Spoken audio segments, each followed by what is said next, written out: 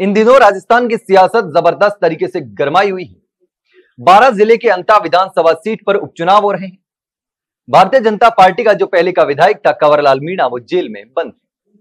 लेकिन इसके साथ ही यहां पर फिलहाल जो है वो त्रिकोणीय मुकाबला हो रहा है। एक तरफ नरेश मीणा है जो कि निर्दलीय तौर पर चुनाव लड़ रहे हैं, एक तरफ भाजपा के मोरपाल सुमन और कांग्रेस के प्रमोद जैन भाया है। लेकिन इसी बीच मदन राठौड़ ने यहां के चुनाव को लेकर एक बड़ा दावा कर दिया है। मदन राठौड़ ने साफ तौर पर कहा कि हो सकता है कि चुनाव के बाद में मंत्रिमंडल विस्तार या फिर बदल किया जाए, लेकिन इसमें अंता से जीतने वाले कैंडिडेट का नाम भी हो सकता है। यानी कि साफ तौर पर इस बात के संकेत दिए हैं कि अगर अंता से भाजपा का विधायक यानी मोरपाल सुमन विधायक बनता है, चुनाव जीतता है, तो मंत्रिमंडल में उसको जगह मिल सकती है। यानी कि अगर मोरपाल सुमन विधायक बनते हैं तो फिर मंत्री भी बन सकते हैं। और इसी को लेकर लगातार अब जो है वो अंता में सियासत जो है वो गरमाई हुई है और भाजपा जबरदस्त तरीके से चुनाव प्रचार में लगी हुई है, कांग्रेस लगी हुई है, नरेश मीणा भी लगे। अब जो है मदन राठौड़ वो खुद अंता में है और चुनाव प्रचार कर रहे हैं।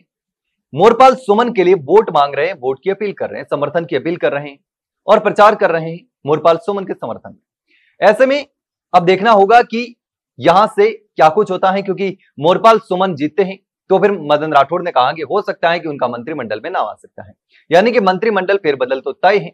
लेकिन यहां पर मुकाबला जो है वो त्रिकोणीय है। एक तरफ नरेश मीणा है जिसके साथ में जबरदस्त तरीके से भीड़ भी नजर आने लगी है, लोग जबरदस्त तरीके से नरेश मीणा का स्वागत कर रहे हैं।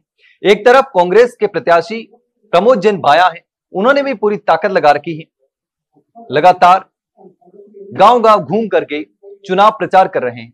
नरेश मीणा भी इसी तरीके से गांव गांव घूमकर चुनाव प्रचार कर रहे हैं और पूरी ताकत लगा रहे हैं कि किसी भी तरीके से चुनाव जीत सके। लेकिन अब देखना होगा कि यहां क्या होता है।